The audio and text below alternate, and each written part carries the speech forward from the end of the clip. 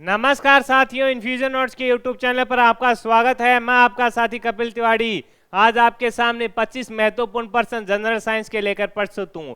इस सेशन में साथियों अपने 25 महत्वपूर्ण जनरल साइंस के मैं आपके साथ साझा करूंगा। ये 25 के 25 क्वेश्चन हैं जो एनसीईआरटी की पुस्तकें हैं 6 से लेकर 10वीं की विज्ञान की, उन पर आधारित बनाए गए हैं। साथ ही कुछ प्रतियोगिता परीक्षा में जो आए हुए हैं क्वेश्चन है उनका भी समावेश आपको इस सेशन में देखने को मिलेगा। इन 25 प्रश्नों में मेरे द्वारा किया जा रहा है यह प्रयास साथियों आपको पसंद आ रहा है तो इस सेशन को लाइक व शेयर जरूर कीजिएगा। इन्फ्यूजन नोट्स के यूट्यूब चैनल को लाइक व सब्सक्राइब कीजिएगा।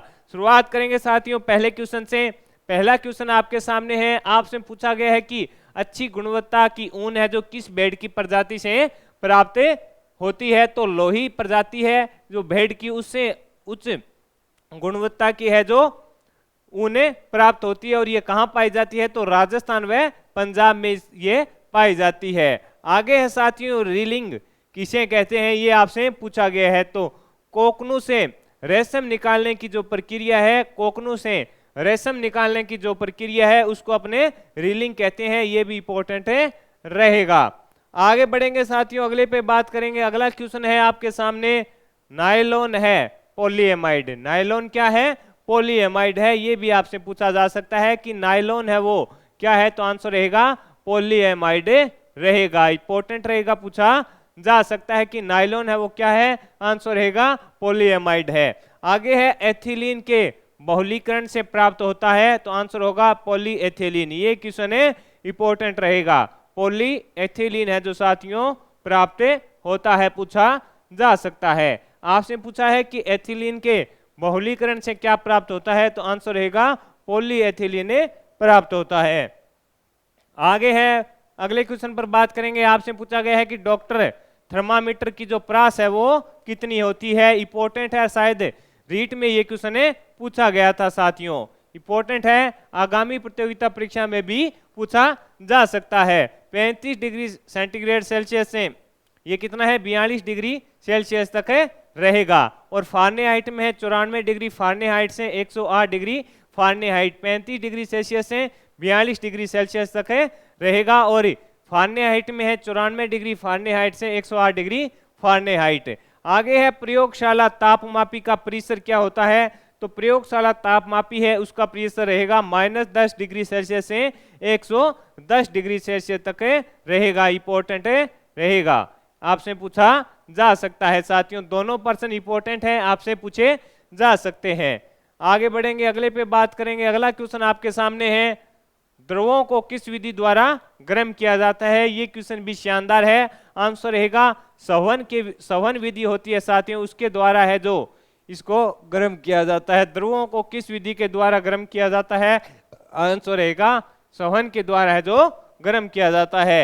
इमली अंगूर में कौन सा अम्ल पाया जाता है, तो टार्टरिक अम्ल पाया जाता है। ये भी क्वेश्चन शानदार है, कई प्रतियोगिता परीक्षा में पूछा गया है, आगे भी आपसे पूछा जा सकता है। नहीं, इमली और अंगूर में आपसे पूछे कौन सा अम्ल पाया जाता है, टार्टरिक अम्ल पाया जाता है। आगे है चींटी के डंक के प्रभाव को किससे उदासीन किया जाता है। ये क्वेश्चन इंपॉर्टेंट रहेगा। आपसे पूछा है कि चींटी का जो डंक है उसके प्रभाव को किससे उदासीन किया जाता है, तो sodium hydrogen carbonate, sodium hydrogen carbonate NaHCO3 इसका सूत्र रहेगा। इंपॉर्टेंट है, पूछा जा सकता है। सोडियम हाइड्रोजन कार्बोनेट के द्वारा है जो चींटी का डंक होता है उसके प्रभाव को उदासीन किया जाता है। आगे है अगले क्वेश्चन पर बात करेंगे, जब मृदा अत्यधिक अम्लीय होती है तो उसमें क्या मिलाया जाता है, तो आंसर होगा कैल्शियम ऑक्साइड। ये इंपॉर्टेंट रहेगा, आगामी प्रतियोगिता परीक्षा में ये क्वेश्चन बन सकता है। जब मृदा अत्यधिक अम्लीय होती है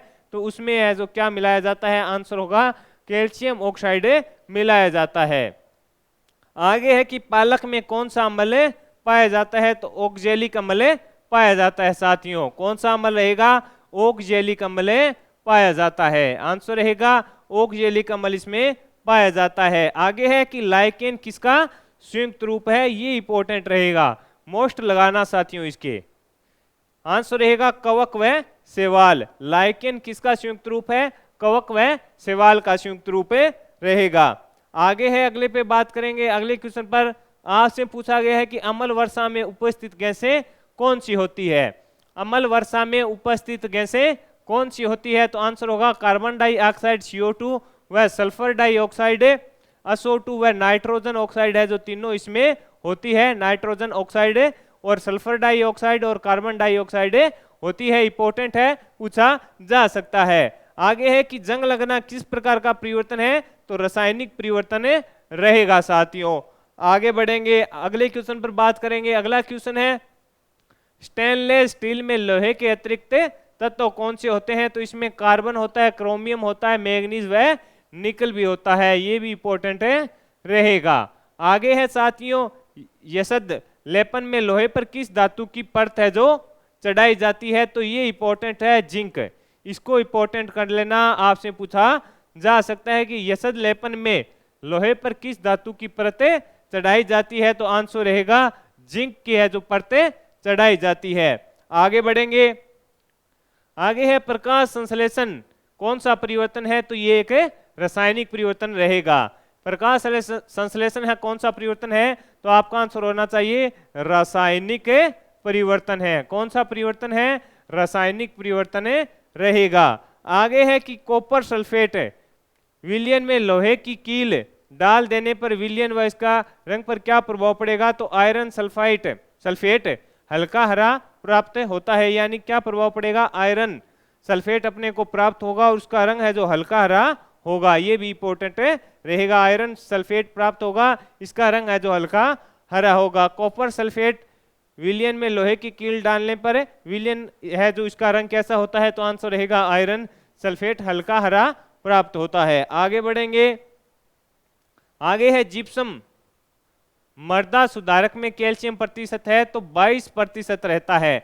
जिप्सम मृदा सुधारक में कैल्शियम प्रतिशत है, तो आंसर रहेगा 22% इसका आंसर रहेगा। आगे है सबसे बड़ा श्वेत रुधिराणु कौन सा है? मोनेसाइट एक केंद्रकाणु। इंपॉर्टेंट लगा लेना साथियों, इसके मोस्ट इंपॉर्टेंट क्वेश्चन रहेगा। आपसे पूछा है कि सबसे बड़ा श्वेत रुधिराणु कौन सा है? तो मोनोसाइट रहेगा और ये एक केंद्रकाणु इसमें होगा।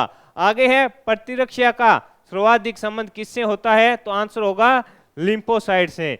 किसके रहेगा? लिम्फोसाइट से इसका संबंध रहेगा। प्रतिरक्षा का सर्वाधिक संबंध किससे है? लिम्फोसाइट से रहेगा।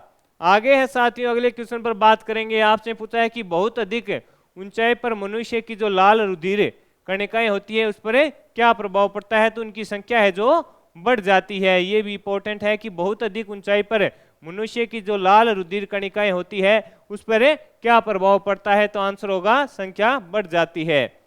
आगे है मानव रक्त का रंग लाल क्यों होता है? तो हीमोग्लोबिन के कारण होता है। ये तो आपको ही पता है कि मानव का जो रक्त होता है उसका रंग पूछे तो हीमोग्लोबिन के कारण। आगे है हीमोग्लोबिन क्या है? तो मानव रक्त में पाया जाने वाला पदार्थ है। ये एक प्रकार का प्रोटीन होता है। मानव रक्त में पाया जाने वाला पदार्थ इस एक प्रकार का प्रोटीन होता है। रक्त धारा में ऑक्सीजन ले जाने वाला प्रोटीन कौन सा हो गया?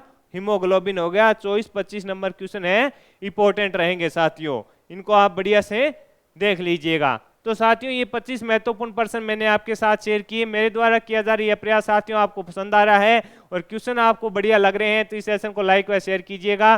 कमेंट बॉक्स में भी अपनी राय दीजिएगा कि ये 25 क्वेश्चनों की जो सीरीज है आपको कैसी लग रही है। जो PDF डाउनलोड करने में जो प्रॉब्लम आई थी उसका सॉल्यूशन कर दिया गया है। आप डिस्क्रिप्शन में जो लिंक होगा वहां से PDF आसानी से अब डाउनलोड कर पाएंगे। बाकी भी जितने पार्ट थे 1 से लेकर अब तक उन सभी की PDF आप आसानी से अब डाउनलोड कर पाएंगे। धन्यवाद साथियों।